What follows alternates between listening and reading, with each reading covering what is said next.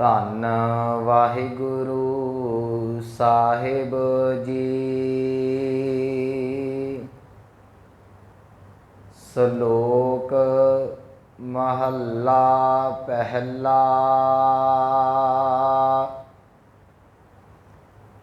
ਆਪੇ ਭਾਂਡੇ ਸਾਜਿਅਨ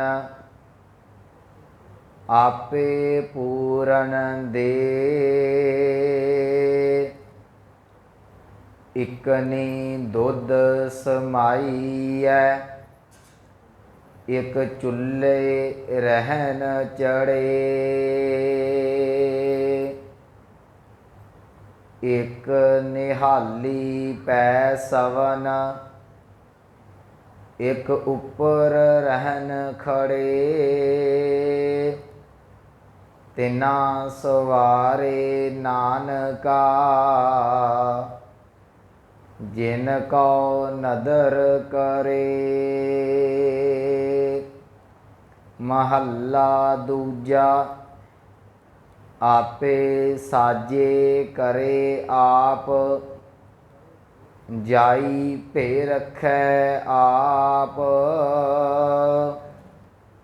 ਤਿਸ ਵਿੱਚ ਜੰਤ ਉਪਾਏ ਕੈ ਦੇਖੈ ਥਾਪ ਉਥਾਪ। ਕਿਸ ਨੂੰ ਕਹੀਐ ਨਾਨਕਾ ਸਭ ਕਿਛ ਆਪੇ ਆਪ। ਵਾਹਿਗੁਰੂ ਜੀ ਕਾ ਖਾਲਸਾ ਵਾਹਿਗੁਰੂ ਜੀ ਕੀ ਫਤਿਹ। ਪਰਮ ਸਨਮਾਨਯੋਗ ਸਤਿਗੁਰੂ ਗੁਰੂ ਗ੍ਰੰਥ ਸਾਹਿਬ ਮਹਾਰਾਜ ਜੀ ਦੀ ਪਾਵਨ ਹਜ਼ੂਰੀ ਦੇ ਅੰਦਰ ਸੁਭਾਏਮਾਨ ਸਤਸੰਗੀ ਜਨੋ ਵਡਭਾਗੇ ਹੋ, ਜੋ ਸਤਿਗੁਰਾਂ ਦੀ ਰਹਿਮਤ ਬਖਸ਼ਿਸ਼ ਹਾਸਲ ਕਰ ਰਹੇ ਜੇ। ਚੱਲ ਰਹੀ ਲੜੀਵਾਰ ਆਸਾ ਕੀ ਵਾਰ ਦੀ ਪਾਵਨ ਵਿਚਾਰ 23 ਪੌੜੀਆਂ ਦੀ ਵਿਚਾਰ ਜਿਹੜੀ ਹੈ ਉਹ ਆਪਾਂ ਸਾਂਝੀ ਕਰ ਚੁੱਕੇ ਹਾਂ। ਅੱਜ 24ਵੀਂ ਪੌੜੀ ਜਿਹੜੀ ਹੈ ਉਹਦੀ ਵਿਚਾਰ ਆਰੰਭ ਹੋ ਰਹੀ ਹੈ। ਆਸਾ ਦੀ ਵਾਰ ਦੀਆਂ ਕੁੱਲ 24 ਪੌੜੀਆਂ ਨੇ ਤੇ 24 ਪੌੜੀਆਂ ਦੇ ਨਾਲ 60 ਸ਼ਲੋਕ ਦਰਜ ਨੇ। ਇਹ ਚਲੋ ਬਾਕੀ ਆਪਾਂ ਡਿਟੇਲ ਅਖੀਰ ਤੇ ਸਾਂਝੀ ਕਰਾਂਗੇ। ਇਸ 24ਵੀਂ ਪੌੜੀ ਦੇ ਨਾਲ ਅਖੀਰ ਤੇ 2 ਸ਼ਲੋਕ ਨੇ। ਇੱਕ ਗੁਰੂ ਨਾਨਕ ਸਾਹਿਬ ਮਹਾਰਾਜ ਜੀ ਦਾ ਹੈ ਤੇ ਇੱਕ ਧੰਨ ਗੁਰੂ ਅੰਗਦ ਦੇਵ ਮਹਾਰਾਜ ਜੀ ਦੇ ਮੁਖਾਰ ਬਿੰਦ ਤੋਂ ਉਚਾਰਨ ਕੀਤਾ ਹੋਇਆ ਹੈ। ਕੋਸ਼ਿਸ਼ ਹੈ 1-2 ਦਿਨਾਂ ਦੇ ਵਿੱਚ ਇਹ ਆਸਾ ਦੀ ਵਾਰ ਸਤਿਗੁਰਾਂ ਦੀ ਦਇਆ ਦੇ ਸਦਕਾ ਸੰਪੂਰਨ ਹੋ ਜਾਵੇ। ਅੱਜ ਆਪਾਂ ਪਹਿਲਾ ਸ਼ਲੋਕ ਵਿਚਾਰ ਰਹੇ ਹਾਂ। ਇਸ ਦੇ ਵਿੱਚ ਗੁਰੂ ਨਾਨਕ ਸਾਹਿਬ ਮਹਾਰਾਜ ਜੀ ਸਮਝਾ ਰਹੇ ਨੇ। ਕਹਿਣ ਲੱਗੇ, ਹੇ ਭਾਈ, ਤੂੰ ਜਗਤ ਦੇ ਵਿੱਚ ਜੋ ਕੁਝ ਵੀ ਬਨਾਵਟ ਦੇਖਦਾ ਹੈ ਨਾ, ਇਹਨੂੰ ਬਣਾਉਣ ਵਾਲਾ ਪਰਿਪੂਰਨ ਪਰਮਾਤਮਾ ਹੈ। ਤੇ ਪਰਮਾਤਮਾ ਨੇ ਬਨਾਵਟ ਇੱਦਾਂ ਦੀ ਬਣਾਈ ਹੈ। ਸਤਿਗੁਰਾਂ ਨੇ ਇੱਥੇ ਇੱਕ ਉਦਾਹਰਨ ਘੜਿਆਂ ਦੀ ਦਿੱਤੀ ਹੈ। ਜਿਵੇਂ ਇੱਕ ਘੁਮਿਆਰ ਘੜੇ ਬਣਾਉਂਦਾ ਹੈ। ਹੁਣ ਘੁਮਿਆਰ ਇੱਕ ਹੈ, ਇੱਕ ਘੁਮਿਆਰ ਦੇ ਹੱਥ ਦੇ ਵਿੱਚੋਂ ਪਤਾ ਨਹੀਂ ਕਿੰਨੇ ਕੁ ਘੜੇ ਬਣਦੇ ਨੇ। ਉਹਨਾਂ ਘੜਿਆਂ ਦੇ ਵਿੱਚੋਂ ਕੁਝ ਘੜੇ ਜਿਹੜੇ ਨੇ ਉਹ ਚੁੱਲ੍ਹਿਆਂ 'ਤੇ ਚੜ੍ਹੇ ਰਹਿੰਦੇ ਨੇ, ਜਿਨ੍ਹਾਂ ਦੇ ਵਿੱਚ ਦਾਲ ਸਬਜ਼ੀ ਆਦਿਕ ਬਣਦਾ ਹੈ। ਕੁਝ ਘੜੇ ਇਹੋ ਜਿਹੇ ਨੇ ਜਿਨ੍ਹਾਂ ਦੇ ਵਿੱਚ ਦੁੱਧ ਪਿਆ ਰਹਿੰਦਾ ਹੈ, ਘਿਓ ਪਿਆ ਰਹਿੰਦਾ ਹੈ, ਠੰਡੇ ਥਾਂ 'ਤੇ ਰਹਿੰਦੇ ਨੇ। ਸਤਿਗੁਰੂ ਕਹਿਣ ਲੱਗੇ, ਬਣਾਏ ਇੱਕ ਨੇ, ਮਿੱਟੀ ਇੱਕੋ ਤਰ੍ਹਾਂ ਦੀ ਵਰਤੀ ਗਈ, ਇੱਕੇ ਥਾਂ 'ਤੇ ਪਕਾਏ ਗਏ, ਪਰ ਇਹ ਕਰਮ ਆਪੋ ਆਪਣੇ ਸਨ। ਕਿਸੇ ਦੇ ਵਿੱਚ ਦਾਲ ਸਬਜ਼ੀ ਪੈ ਗਈ, ਕਿਸੇ ਵਿੱਚ ਸੀਤਲ ਜਿਹੜਾ ਘਿਓ ਅਤੇ ਠੰਡਾ ਮੱਖਣ ਪੈ ਗਿਆ। ਇਸੇ ਤਰੀਕੇ ਦੇ ਨਾਲ ਇਸ ਸੰਸਾਰ ਨੂੰ ਪਰਮਾਤਮਾ ਨੇ ਪੈਦਾ ਕੀਤਾ। ਪਰ ਇੱਥੇ ਦੁਨਿਆਵੀ ਘੁਮਿਆਰ ਦਾ ਅਤੇ ਪਰਮਾਤਮਾ ਦੇ ਵਿੱਚ ਅੰਤਰ ਹੈ। ਦੁਨਿਆਵੀ ਘੁਮਿਆਰ ਕੀ ਕਰਦਾ ਹੈ? ਉਹ ਘੜੇ ਬਣਾ ਕੇ ਵੇਚ ਦਿੰਦਾ ਹੈ, ਉਹਦਾ ਸੰਬੰਧ ਮੁੱਕ ਜਾਂਦਾ ਹੈ। ਪਰ ਪਰਿਪੂਰਨ ਪਰਮਾਤਮਾ ਜਿਹੜੀ ਵੀ ਚੀਜ਼ ਬਣਾਉਂਦਾ ਹੈ, ਯਾਦ ਰੱਖਿਓ, ਉਸ ਬਣਾਈ ਹੋਈ ਚੀਜ਼ ਨੂੰ ਉਹ ਉਹਦੇ ਵਿੱਚ ਆਪ ਸਮਾਇਆ ਹੋਇਆ ਹੈ। ਘੁਮਿਆਰ ਦੇ ਹੱਥ ਦੇ ਵਿੱਚ ਨਹੀਂ ਕਿ ਕਿਹਦੇ ਵਿੱਚ ਦੁੱਧ ਪਾਇਆ ਜਾਵੇ, ਕਿਹਦੇ ਵਿੱਚ ਸਬਜ਼ੀ ਦਾਲ ਭਾਜੀ ਪਾਈ ਜਾਵੇ, ਪਰ ਪਰਮਾਤਮਾ ਦੇ ਹੱਥ ਦੇ ਵਿੱਚ ਹੈ। ਉਹ ਆਪਣੀ ਖੁਸ਼ੀ ਆਪਣੀ ਮਰਜ਼ੀ ਦੇ ਨਾਲ ਕਈਆਂ ਨੂੰ ਦੁੱਖ ਦੇ ਭਾਂਡੇ 'ਚ ਪਾ ਦਿੰਦਾ ਹੈ ਤੇ ਕਈਆਂ ਨੂੰ ਸੁੱਖ ਦੇ ਭਾਂਡੇ ਵਿੱਚ ਪਾ ਦਿੰਦਾ। परमात्मा जिहड़ा है वो अपनी मौज पिया चला रहा है। मैं कल भी एक बेनती की सी, गुरमुखो ये परमात्मा की खेड है, तो जे परमात्मा ये खेड ना खेडे तो संसार नहीं चलता। तुसीं वेखो जिहड़ी खेड हुंदी है ना, पिछले दिनों भी उदाहरणा दित्तियां सा, अज फिर कुछ रिपीट करांगे आपां। एक खेड हुंदी है, खेड दे विच भावें सकियां भैणां सके भरा क्यों ना खेडदे होण, जदों टीमां बन जांदियां ने उदों रूल दोवां दे वक्खो वक्ख हो जांदे ने, दोवें आपस विरोधी खेडदे ने। उत्थे ये तो नहीं कहा जाता कि मेरा भरा खेडदा मैं इहदे हक की गल करनी है घरों कट्ठे ही आए हैगे दोवें भरा ने, पर जो खेड रहे हैं एक दूजे के विरोधी खेड रहे हैं, वो कहता मेरी टीम जिते, वो कहता मेरी टीम जिते। तो जे सारा कुछ बराबर हो जाए तो फिर खेड का मज़ा नहीं आएगा। जिहड़े मैच ड्रा हो जाते हैं वो या रद्द कर दिते जाते हैं, ਜਾਂ दोबारा जिहड़े ने वो उन्हां दा कोई ना कुछ सिट्टा कढ़िया जाता, दोबारा मैच कराए जाते हैं।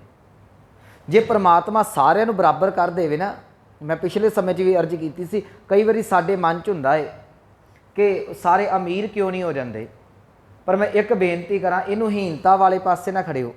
जे सारे बराबर हो गए कभी समाज नहीं जे चल सकेगा। बहुत लोग इहो जे ने ਜਿਹੜੇ रोटी की खातर ਜਿਹੜੇ ने वो रिजक कमाਉਂਦੇ ਪਏ ਨੇ। बहुत लोग इहो ਜਿਹੜੇ जिन्हां ਨੂੰ ਕੰਮਾਂ ਤੇ ਜਾਣ ਦਾ शौक नहीं, वो मजबूरी वस पए ਜਾਂਦੇ ਨੇ। कुछ लोग इहो ਜਿਹੇ ਨੇ ਜਿਹੜੇ शौक पूरा करने वास्ते ਜਿਹੜੇ नौकरी ते ਜਾਂਦੇ ਨੇ। कुछ लोग इहो ਜਿਹੇ ਨੇ ਜਿਹੜੇ ने वो किस्मत के बद्धे मारे हुए अपने ਕੰਮਾਂ ਤੇ ਜਾਂਦੇ ਨੇ। ਤੇ जे सारे बराबर कर दिते जाण, ਅਸੀਂ तो अपने घरों पानी का घुट फड़ के नहीं पींदे, अपने घर ਦੀਆਂ सफाइयां कित्थे करांगे। ਤੁਸੀਂ अपने जीवन का हाल वेखिए, साडे घर च की ਕੰਮਾਂ वाले नहीं, की साडे नौकर काम नहीं करते। ये परमात्मा ने विध बनाई हुई है, हरेक चीज़ को परमात्मा सिस्टम के नाल चला रहा है। एक उन्हें अमीर पैदा किया है, उहदे तो थले वो काम करता पिया है। जां आपां सौखी उदाहरण दे देवां, एक कोई सरकारी कंपनी है, उहदा मालक है, मालक काम नूं हत्थ नहीं लाउंदा, पर मालक ने पैसा जरूर लाया होया है। मैं सिर्फ एक उदाहरण समझण वास्ते, मालक काम नूं नहीं हत्थ ला रहा, मालक ने पैसा लाया होया है। पैसा ला के वो कुछ जिहड़े ने वो अहुदे निर्धारित कर दिंदा, जिन्हां दे विच मैनेजर हो गया, सुपरवाइजर हो गया। इन्हां दा काम की, हुण सुपरवाइजर ने भी काम नहीं करना, काम मैनेजर ने भी नहीं करना। मैनेजर ने जिहड़ा वो मैनेज करके देना है, हरेक चीज़ का ध्यान रखना। सुपरवाइजर ने जिहड़े थल्ले बंदे लाने ने, उन्हां दी सुपरविजन करनी है, उन्हां दा ख्याल रखना है। किन्ने अहुदे चलते चलते जिहड़े थल्ले काम करते हैं वो अखीर ते जिहड़े ने विचारे दिहाड़ी करते हैं। हुण तुसीं वेखो, एक दिहाड़ीदार की तनख्वाह, एक मैनेजर की, एक सुपरवाइजर की, इन्हां दी तनख्वाहां दे विच कितना फर्क है, मालक नूं कितना जिहड़ा वो लाहा आ रहा है। एक चेन सिस्टम बनिया होया है। जे मालक पैसा ना लावे, दिहाड़ीदार कित्थों कमावेगा। ते जे सारे मालक बन के बैठ जाण, किहदा जी करदा दिहाड़ी लाउण नूं जी। आपां घरां च काम करदे आ, चलो अज सौखी उदाहरण दे देना, साडे सामने मीह पिया, मीह पैण दे नाल थां थां ते गोडे गोडे पानी हो गया। कुछ लोग वो ने जिहड़े गड्डियां दे विच बह के निकल गए, कुछ लोग वो ने जिहड़े झाड़ू फड़ के पानी कढदे पए ने। है दोवें इंसान, पर एक नूं परमात्मा ने इन्नी क ताकत दित्ती है, वो पानी की बूंद भी अपने ते नहीं पाउणी चाहुंदा। एक दे कोल इन्नी क गरीबी है कि वो पानी नूं झट के अपने परिवार का गुजारा पिया करदा है। ये परमात्मा ने सिस्टम बनाया होया है। इस करके कभी भी इहो जिहा मन च ख्याल नहीं लियाउणा कि सारे बराबर हो जाण। नहीं, जो परमात्मा करदा, मैं पिछले समय च भी कहा सी, सिख का फर्ज है उन्होंने सत्य करके मनना। जिन्होंने गुरु नानक साहब कहते हैं, जो तुद भावै साई भली कर, जिन्हों तू जिथे रखना है वो तेरी खुशी है। सानू पता नहीं, साडा जिहड़ा समाजिक सिस्टम है ना, वो दो तरीक़े नाल चलदा। एक दुराचारी चलदा है, एक शिष्टाचारी चलदा है। दुराचारी वो लोग ने जिहड़े गरीबां दा कचूंबर कढ के काम कराउंदे ने, जिहड़े आंदे बस काम होना चाहिए। शिष्टाचारी वो ने जिहड़े कहिंदे ने काम होना चाहिए, बंदियां दा भी ख्याल रखिया जावे। पर एक गल याद रखियो गुरमुखो, दुनियावी तौर पर सानू जो काम करने पैणगे, उदों मालक ते नौकर नूं बना के ही समाज दे विच कोई भी काम चलदा है। परमात्मा ने ये एक खेड बनाई हुई है संसार नूं चलाउण वास्ते। इहो अज उदाहरण दे के गुरु नानक साहब महाराज जी समझा रहे ने, समझा परमात्मा की कृपा रहे ने। कहते हाँ, जिहदे उत्ते परमात्मा की कृपा हो जाए, वो कृपा का पात्र जीव जिहड़ा वो परमात्मा दे विच अभेद हो जाता है। मैं सलोक दे वल आवां, सतगुरु बख्शिश करते हैं। सलोक महला पहला, ये 24वीं पौड़ी का पहला सलोक है। तो ਗੁਰੂ ਨਾਨਕ ਸਾਹਿਬ ਮਹਾਰਾਜ ਜੀ ਦੇ ਮੁਖਾਰ ਬਿੰਦ 'ਚ ਉਚਾਰਨ ਕੀਤਾ ਹੋਇਆ ਹੈ। ਸਤਿਗੁਰੂ ਕਹਿ ਲਗੇ ਆਪੇ ਭਾਂਡੇ ਸਾਜਿਅਨ ਆਪੇ ਪੂਰਨ ਦੇ। ਸਾਜਿਅਨ ਦਾ ਅਰਥ ਹੈ ਜੀ ਪੈਦਾ ਕਰਨਾ, ਸਵਾਰਨਾ। ਕਹਿੰਦੇ ਪ੍ਰਮਾਤਮਾ ਨੇ ਆਪ ਹੀ, ਭਾਂਡੇ ਦਾ ਅਰਥ ਕਰਾਂਗੇ ਆ ਸਰੀਰਕ ਰੂਪੀ ਭਾਂਡੇ, ਪ੍ਰਮਾਤਮਾ ਨੇ ਸਾਰਿਆਂ ਨੂੰ ਆਪ ਹੀ ਬਣਾਇਆ ਹੋਇਆ ਹੈ। ਜਦੋਂ ਜੀਵਾਂ ਨੂੰ ਬਣਾਇਆ, ਪੂਰਨ ਦਾ ਅਰਥ ਕਰਾਂਗੇ ਸੰਪੂਰਨਤਾਈ, ਭਾਵ ਇਹਦੀ ਕਰਮ, ਇਹਦੀ ਕਿਸਮਤ, ਸਾਰਾ ਕੁਝ ਲਿਖ ਕੇ ਪ੍ਰਮਾਤਮਾ ਨੇ ਹੀ ਇਹਨੂੰ ਭੇਜਿਆ ਹੋਇਆ ਸੰਸਾਰ 'ਤੇ। ਕਈ ਵਾਰੀ ਅਸੀਂ ਇਹ ਗੱਲ ਕਹਿ ਦਿੰਦੇ ਹਾਂ ਨਾ ਕਿ ਮੇਰੇ ਪਤਾ ਨਹੀਂ ਕਰਮਾਂ ਦੇ ਵਿੱਚ ਹੀ ਇਹ ਕੁਝ ਹੈ। ਇੱਕ ਵਾਰੀ ਮੈਂ ਬੜੀ ਸੋਹਣੀ ਗੱਲ ਪੜ੍ਹੀ, ਉਹਨੇ ਕਿਸੇ ਨੇ ਲਿਖਿਆ ਸੀ, ਸ਼ਾਇਦ ਸੋਸ਼ਲ ਮੀਡੀਆ 'ਤੇ ਸੀ, ਕਹਿਣ ਲੱਗਾ ਅਸੀਂ ਕਹਿੰਦੇ ਹਾਂ ਸੰਘਰਸ਼ ਕਰੋ, ਤੇ ਜੇ ਸਾਰਾ ਕੁਝ ਹੀ ਪ੍ਰਮਾਤਮਾ ਨੇ ਦੇਣਾ ਫਿਰ ਸੰਘਰਸ਼ ਕਾਹਦਾ। ਕਰੀ ਵਾਰੀ ਮਨ 'ਚ ਆਵੇਗਾ ਨਾ ਕਿ ਜੇ ਦੇਣਾ ਹੀ ਪ੍ਰਮਾਤਮਾ ਨੇ ਫਿਰ ਮੈਂ ਸੰਘਰਸ਼ ਕਾਹਦਾ ਲਿਖਾਂ, ਕਾਹਦਾ ਕਰਾਂ। ਉਹਦਾ ਜਵਾਬ ਕਿਸੇ ਨੇ ਬੜਾ ਸੋਹਣਾ ਦਿੱਤਾ ਸੀ, ਕਹਿਣ ਲੱਗਾ ਹੋ ਸਕਦਾ ਤੇਰੀ ਕਿਸਮਤ ਜੀ ਪ੍ਰਮਾਤਮਾ ਨੇ ਸੰਘਰਸ਼ ਲਿਖਿਆ ਹੋਵੇ, ਸਾਨੂੰ ਨਹੀਂ ਨਾ ਪਤਾ। ਇਹ ਪ੍ਰਮਾਤਮਾ ਨੇ ਸਾਰਾ ਕੁਝ ਬਣਾ ਕੇ ਜੋ ਪੈਦਾ ਕੀਤਾ ਹੈ ਉਹਨੂੰ ਉਹਦੇ ਹਿਸਾਬ ਦੇ ਨਾਲ ਫਿੱਟ ਕੀਤਾ ਹੋਇਆ, ਉਹਨੂੰ ਉੱਥੇ ਪੂਰਨਤਾਈ ਦੇ ਕੇ ਦਿੱਤੀ ਹੋਈ ਹੈ। ਆਪੇ ਭਾਂਡੇ ਸਾਜਿਅਨ, ਯਾਦ ਰੱਖਿਓ ਸਾਜਣ ਵਾਲਾ ਵੀ ਪ੍ਰਮਾਤਮਾ ਜੀ, ਉਹਦੀ ਕਰਮ, ਉਹਦੀ ਕਿਸਮਤ ਬਣਾਉਣ ਵਾਲਾ ਵੀ ਪ੍ਰਮਾਤਮਾ ਹੈ। ਜੇ ਇਨਸਾਨ ਦੇ ਹੱਥ ਦੇ ਵਿੱਚ ਕਦੀ ਕਰਮ ਹੁੰਦੇ ਨਾ, ਮੇਰੇ ਖਿਆਲ ਦੇ ਵਿੱਚ ਕੋਈ ਮਾਂ ਆਪਣੇ ਬੱਚੇ ਦੇ ਕਰਮ ਕਦੀ ਮਾੜੇ ਨਾ ਲਿਖਦੀ। ਮਾਂ ਬਾਪ ਦਾ ਇੱਕ ਜਿਹੜਾ ਉਹ ਜੀਵਨ ਦਾ ਕੋਸ਼ਿਸ਼ ਰਹੀ ਹੈ, ਇੱਕ ਉਹਨਾਂ ਦੇ ਜੀਵਨ ਦੀ ਇੱਛਾ ਰਹੀ ਹੈ ਕਿ ਮੇਰੀ ਧੀ ਹੋਵੇ, ਮੇਰਾ ਪੁੱਤ ਹੋਵੇ, ਉਹ ਜ਼ਿੰਦਗੀ ਦੇ ਵਿੱਚ ਕਦੀ ਵੀ ਕੋਈ ਜਿਹੜੀ ਹੈ ਠੋਕਰ ਨਾ ਖਾਵੇ, ਉਹ ਜ਼ਿੰਦਗੀ ਦੇ ਵਿੱਚ ਕਦੀ ਵੀ ਉਹਨੂੰ ਕੋਈ ਮੁਸ਼ਕਲ ਨਾ ਆਵੇ। ਤੇ ਜੇ ਕਿਸਮਤ ਲਿਖਣੀ ਸਾਡੇ ਹੱਥ 'ਚ ਹੁੰਦੀ ਨਾ, ਮਾਂ ਆਪਣੇ ਤਨ ਦੇ ਉੱਤੇ ਪਾਟੀਆਂ ਲੀਰਾਂ ਹੰਢਾ ਲੈਂਦੀ, ਬਾਪ ਆਪ ਭੁੱਖਾ ਪੇਟ ਜਿਹੜਾ ਬੱਚਿਆਂ ਨੂੰ ਪਾਲ ਦਿੰਦਾ, ਪਰ ਬੱਚਿਆਂ ਦੇ ਜੀਵਨ ਦੇ ਵਿੱਚੋਂ ਇਹ ਚੀਜ਼ਾਂ ਨੂੰ ਕੱਟ ਦਿੰਦਾ।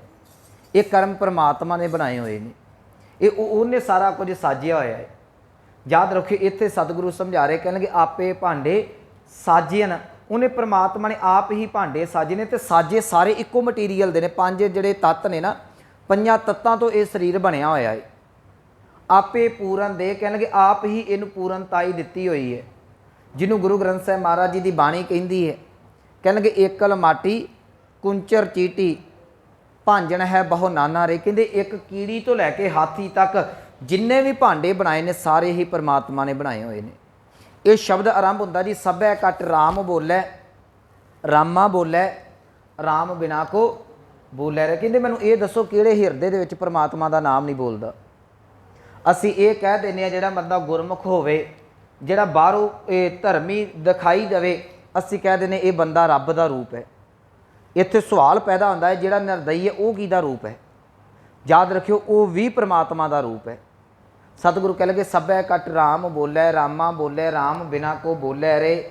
ਅੱਗੇ ਕਹਿ ਲਗੇ ਏਕਲ ਮਾਟੀ ਕੁੰਚਰ ਚੀਟੀ ਭਾਂਜਨ ਹੈ ਬਹੁ ਨਾਨਾ ਰੇ। ਅਸਥਾਵਰ ਜੰਗਮ ਕੀਟ ਪਤੰਗਮ। ਅਸਥਾਵਰ ਦਾ ਅਰਥ ਹੈ ਜਿਹੜੇ ਇੱਕ ਥਾਂ ਤੇ ਖਲੋਤੇ ਰਹਿੰਦੇ ਨੇ। ਪਹਾੜ ਹੋ ਗਏ, ਰੁੱਖ ਬਿਰਖ ਹੋ ਗਏ, ਇਹ ਤੁਰ ਨਹੀਂ ਸਕਦੇ, ਇਹ ਇੱਕ ਥਾਂ ਤੇ ਖਲੋਤੇ ਨੇ। ਜੰਗਮ ਜਿਹੜੇ ਚੱਲ ਸਕਦੇ ਨੇ। ਅਸਥਾਵਰ ਜੰਗਮ ਕੀਟ ਕੀੜੇ, ਪਤੰਗਮ ਪਤੰਗੇ ਉੱਡਣ ਵਾਲੇ।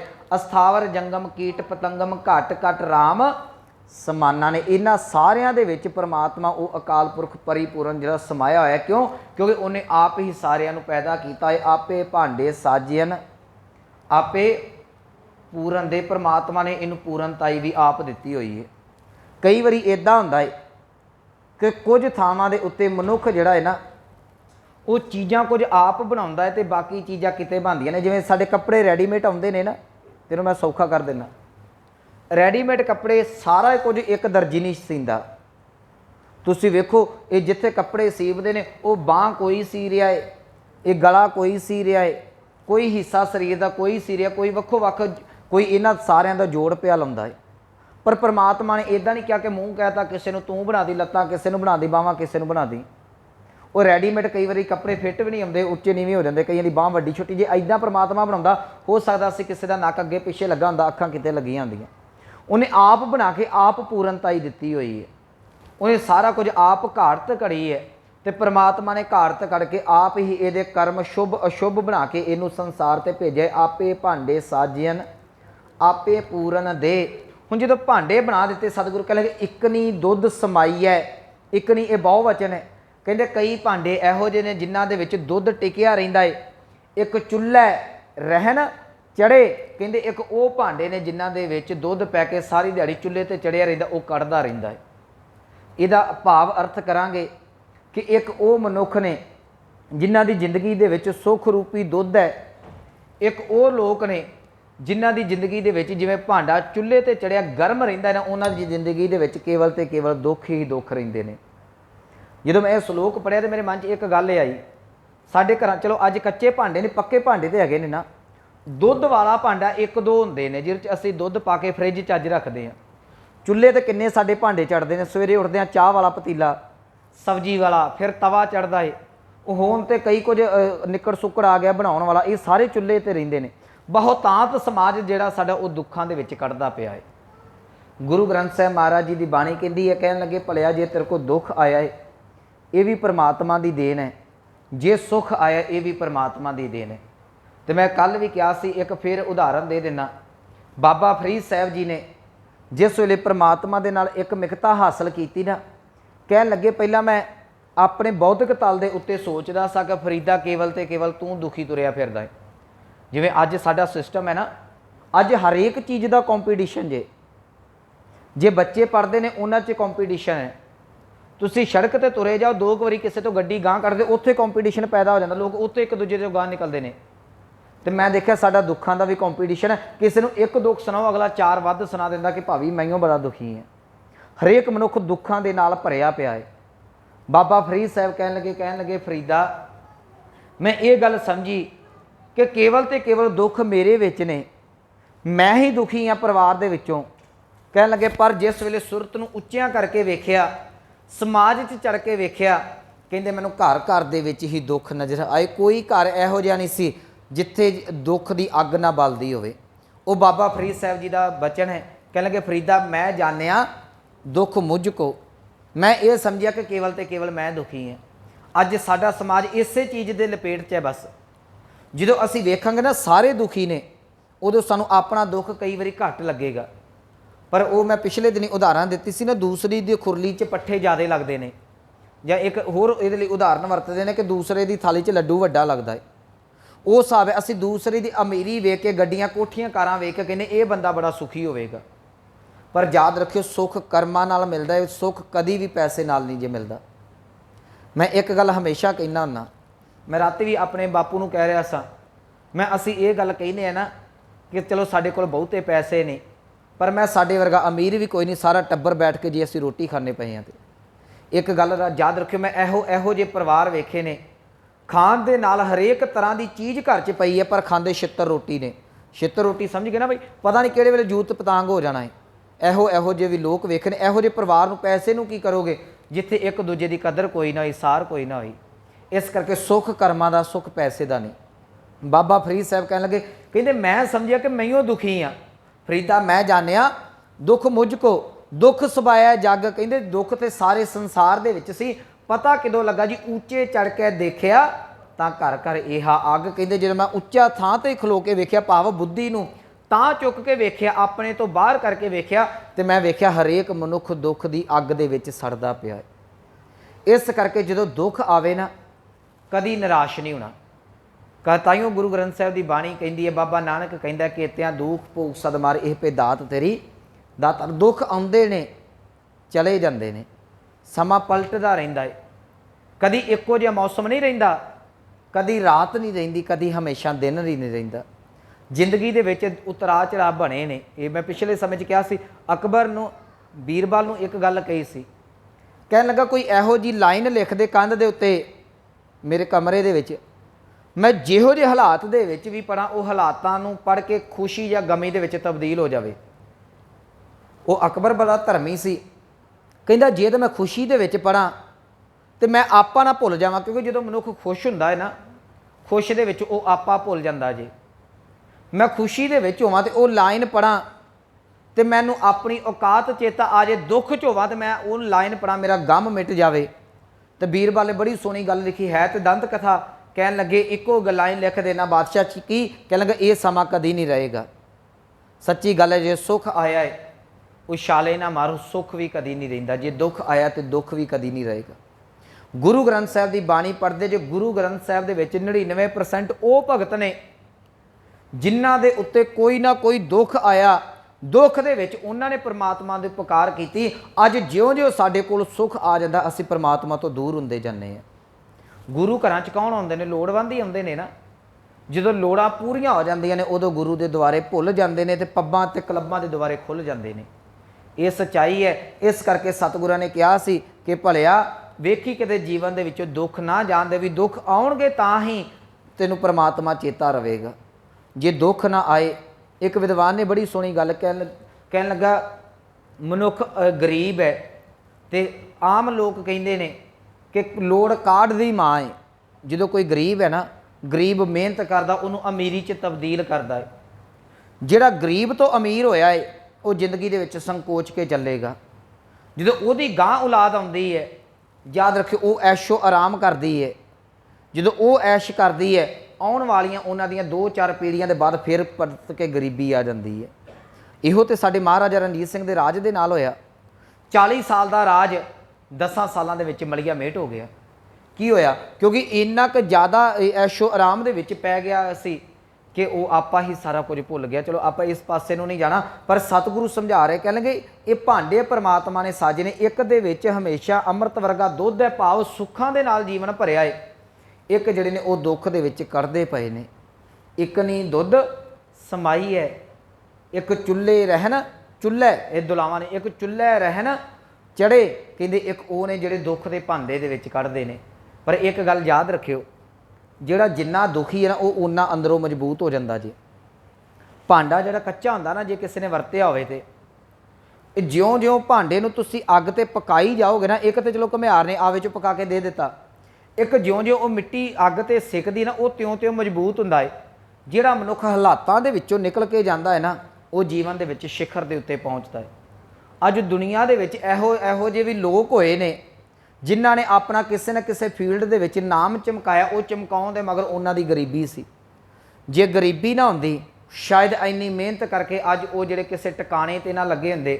ਭਗਤ ਕਬੀਰ ਸਾਹਿਬ ਘਰ ਗਰੀਬੀ ਨਾ ਹੁੰਦੀ, ਸ਼ਾਇਦ ਬੰਦਗੀ ਨਾ ਕਰਦੇ। ਭਗਤ ਧੰਨਾ ਗਊਆਂ ਲੈ ਕੇ ਨਾ ਜਾਂਦਾ, ਜੇ ਉਹ ਚਾਰਨ ਵਾਸਤੇ ਘਰ 'ਚ ਅਮੀਰੀ ਹੁੰਦੀ, ਤੇ ਸ਼ਾਇਦ ਉਹ ਬਾਹਮਣ ਦੇ ਕੋਲੋਂ ਪੱਥਰ ਲੈ ਕੇ ਪੂਜਾ ਸ਼ੁਰੂ ਨਾ ਕਰਦਾ ਤੇ ਅੱਜ ਗੁਰੂ ਗ੍ਰੰਥ ਸਾਹਿਬ 'ਚ ਨਾ ਹੁੰਦਾ। ਇਹ ਜਦੋਂ ਵੀ ਸ਼ੁਰੂਆਤ ਕੀਤੀ ਜਾਂਦੀ ਹੈ ਨਾ, ਇਹ ਗਰੀਬੀ ਤੋਂ ਹੀ ਮਨੁੱਖ ਤਰੱਕੀ ਵਾਲੇ ਪਾਸੇ ਜਾਂਦਾ। ਅਮੀਰ ਮਨੁੱਖ ਨੂੰ ਕੀ ਲੋੜ ਹੈ ਤਰੱਕੀ ਦੀ? ਜਿਹਨੂੰ ਸੁੱਤਿਆਂ ਹੀ ਸਾਰਾ ਕੁਝ ਮਿਲਦਾ ਪਿਆ ਹੈ, ਉਹਨੂੰ ਦੁਨੀਆ ਦੇ ਵਿੱਚ ਇਹਨਾਂ ਚੀਜ਼ਾਂ ਦਾ ਸਲਾਹ ਮਤਲਬ ਨਹੀਂ ਕੋਈ ਰਹਿ ਜਾਂਦਾ। ਸਤਿਗੁਰੂ ਕਹਿਣਗੇ ਇਹ ਪ੍ਰਮਾਤਮਾ ਦੀ ਦੇਣ ਹੈ। ਇੱਕ ਨਹੀਂ ਦੁੱਧ ਸਮਾਈ ਹੈ, ਇੱਕ ਉਹ ਭਾਂਡੇ ਨੇ ਜਿਨ੍ਹਾਂ ਦੇ ਵਿੱਚ ਦੁੱਧ ਟਿਕਾਇਆ ਜਾਂਦਾ ਹੈ। ਇੱਕ ਚੁੱਲ੍ਹੇ ਰਹਿਣ ਚੜੇ, ਇੱਕ ਹਮੇਸ਼ਾ ਚੁੱਲ੍ਹਿਆਂ ਤੇ ਚੜ੍ਹਦੇ ਰਹਿੰਦੇ ਨੇ, ਭਾਵ ਅਰਥ ਕਰਾਂਗੇ ਦੁੱਖਾਂ 'ਚ ਕੱਢਦੇ ਰਹਿੰਦੇ ਨੇ। ਕਹਿਣਗੇ ਇੱਕ ਨਿਹਾਲੀ ਪੈ ਸਵਣ, ਇੱਕ ਉੱਪਰ ਰਹਿਣ ਖੜੇ।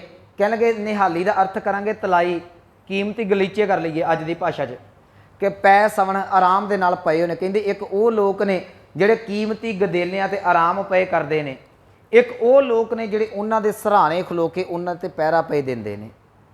ਇੱਕ ਗੱਲ ਯਾਦ ਰੱਖਿਓ, ਜੇ ਸਾਡੇ ਕੋਲ ਅੱਜ ਅਮੀਰੀ ਹੈ, ਜੇ ਸਾਡੇ ਕੋਲ ਅੱਜ ਸੁੱਖ ਹੈ, ਤੇ ਸਾਡੇ ਸੁੱਖ ਵਾਸਤੇ ਕੋਈ ਨਾ ਕੋਈ ਦੁੱਖ ਹੰਢਾ ਕੇ ਤੇ ਸਾਨੂੰ ਸੁੱਖ ਪ੍ਰਦਾਨ ਪਿਆ ਕਰਦਾ ਹੈ। ਮੈਂ ਜਿਹੜੀ ਪਹਿਲਾਂ ਇੱਕ ਉਦਾਹਰਨ ਦਿੱਤੀ ਕੰਪਨੀ ਦੀ, ਇੱਕ ਨੌਕਰ ਮਿਹਨਤ ਕਰਦਾ ਹੈ ਤੇ ਤਾਂ ਹੀ ਮਾਲਕ ਜਿਹੜਾ ਕਰੋੜਾਂ ਦਾ ਵਪਾਰ ਕਰਦਾ। ਜੇ ਨੌਕਰ ਮਿਹਨਤ ਕਰਕੇ ਕਮਾਈ ਨਾ ਕਰਕੇ ਦੇਵੇ ਤੇ ਮਾਲਕ ਇੰਨਾ ਵਪਾਰ ਕਿੱਥੋਂ ਕਰ ਜਾਏਗਾ? ਜੇ ਕੋਈ ਘਰ ਦੇ ਵਿੱਚ ਆਰਾਮ ਦੇ ਨਾਲ ਸੌਂਦਾ ਪਿਆ ਹੈ, ਯਾਦ ਰੱਖਿਓ ਉਹਦੇ ਸੌਣ ਦੇ ਮਗਰ ਜਿਹੜਾ ਹੈ ਇੱਕ ਪਹਿਰੇਦਾਰ ਖਲੋਤਾ ਹੋਇਆ ਹੈ, ਇੱਕ ਆਰਾਮ ਦੇ ਨਾਲ ਸੁੱਤਾ ਹੈ, ਇੱਕ ਬੇਆਰਾਮਾ ਹੋ ਕੇ ਪਹਿਰਾ ਦਿੰਦਾ ਪਿਆ ਹੈ। ਜੇ ਪਹਿਰੇਦਾਰ ਬੇਆਰਾਮਾ ਨਾ ਹੋਵੇ ਤੇ ਸਾਨੂੰ ਸੁੱਖ ਦੀ ਨੀਂਦ ਕਦੀ ਨਾ ਆਵੇ। ਅਸੀਂ ਪੰਜਾਬ ਦੇ ਵਿੱਚ ਰਹਿੰਦੇ ਹਾਂ, ਯਾਦ ਰੱਖਿਓ ਅਸੀਂ ਸੁੱਖ ਦੀ ਨੀਂਦ ਤਾਂ ਸੌਂਦੇ ਹਾਂ ਕਿਉਂਕਿ ਸਾਡੇ ਫੌਜੀ ਭਰਾ ਜਿਹੜੇ ਨੇ ਬਾਰਡਰਾਂ 'ਤੇ ਪਹਿਰਾ ਪਏ ਦਿੰਦੇ ਨੇ। ਉਹ ਸਾਡੀ ਸੇਫਟੀ ਵਾਸਤੇ ਲੱਗੇ ਹੋਏ ਨੇ। ਇੱਕ ਗੱਲ ਯਾਦ ਰੱਖਿਓ, ਜਿਹਦਾ ਸੁੱਖ ਹੈ ਉਹ ਕੋਈ ਨਾ ਕੋਈ ਦੁੱਖ ਝੱਲ ਕੇ ਤੁਹਾਨੂੰ ਸੁੱਖ ਪ੍ਰਦਾਨ ਪਿਆ ਕਰਦਾ ਹੈ। ਸਤਿਗੁਰੂ ਕਹਿੰਦੇ ਇਹ ਪਰਮਾਤਮਾ ਦੀ ਮੌਜ ਹੈ। ਇੱਕ ਨਿਹਾਲੀ ਪੈ ਸਵਣ, ਇੱਕ ਉਹ ਲੋਕ ਨੇ ਜਿਹੜੇ ਤਲਾਈਆਂ ਤਾਣ ਕੇ ਆਰਾਮ ਦੇ ਨਾਲ ਸੁੱਤੇ ਪਏ ਨੇ। ਇੱਕ ਉੱਪਰ ਰਹਿਣ ਖੜੇ, ਇੱਕ ਉਹ ਲੋਕ ਨੇ ਜਿਹੜੇ ਉਹਨਾਂ ਦੇ ਉੱਤੇ ਪਹਿਰਾ ਦਿੰਦੇ ਪਏ ਨੇ। ਅਖੀਰ ਤੇ ਸਤਿਗੁਰੂ ਕਹਿ ਲਗੇ ਤਿੰਨਾ ਸਵਾਰੇ ਨਾਨਕਾ ਜਿਨ ਕਉ ਨਦਰ ਕਰੇ। ਕਹਿੰਦੇ ਸਵਾਰੇ ਦਾ ਅਰਥ ਹੈ ਸਵਾਰਨਾ, ਇਹਦਾ ਭਾਵ ਅਰਥ ਕਰਾਂਗੇ ਉਹਨਾਂ ਦੀ ਜ਼ਿੰਦਗੀ ਨੂੰ ਸੁੱਖਾਂ ਦੇ ਨਾਲ ਭਰਨਾ। ਸਤਿਗੁਰੂ ਕਹਿਣ ਲੱਗੇ ਪ੍ਰਮਾਤਮਾ ਉਹਨਾਂ ਦੀ ਜੀਵਨ ਦੇ ਵਿੱਚ ਸੁੱਖ ਭਰਦਾ ਜੇ, ਜਾਂ ਇਉਂ ਕਹਿ ਲਈਏ ਪ੍ਰਮਾਤਮਾ ਉਹਨਾਂ ਨੂੰ ਰਹਿਮਤਾਂ ਬਖਸ਼ਦਾ ਹੈ ਜਿਨ੍ਹਾਂ ਦੇ ਉੱਤੇ ਉਹ ਨਦਰ, ਜਿਨ੍ਹਾਂ ਦੇ ਉੱਤੇ ਉਹ ਕਿਰਪਾ ਕਰ ਦਿੰਦਾ ਹੈ। मैं इत्थे एक बेनती कर देवां, कई बारी मन च आवेगा कि परमात्मा सारिਆਂ ते नज़र नहीं करता, क्योंकि आरंभ दे विच शब्द है कि आपे भांडे साजे ना आपे पूरन दे। एक पासे परमात्मा आप सारिਆਂ ਨੂੰ साज के बराबरता ही दे रहा है, तो एक पासे सतगुरु कह रहे हैं तिन्ना सवारे नानका जिनका नदर करे, भी उन्होंने सवारदा है, उन्होंने जीवन दे विच पलटा आउंदा जिहदे ते परमात्मा की नज़र हुंदी है। ये आपा विरोधी गल्लां जापणगीਆਂ तुहानूं, पर एक गल याद रखियो, मैं एक उदाहरण दे देना। चलो गर्मी का मौसम है, इन्हां दिनां दे विच अंब बहुत हुंदे ने, तुसीं कदी अंब दा रुख देखियो। हुण जे अंब तने की गल की जाएगी, की पुछया जाता ये तना किहदा है, जवाब की होवेगा अंब दा तना है। जे टाणी की गल की जाएगी, टाणी किहदी है, जवाब आवेगा अंब दी टाणी है। पत्ते की गल की जाएगी, पत्ते किहदे ने, क्या जाएगा अंब दे पत्ते ने। जे अंबी की गल की जाएगी, वो भी अंब का ही रूप है, याद रखियो। पर जिहड़ा रस है, जिहड़ा स्वाद है, वो पक्के हुए अंब दे विचों आउंदा है। इनू फिर मैं रिपीट कर देवां, थोड़ा समझा देवां।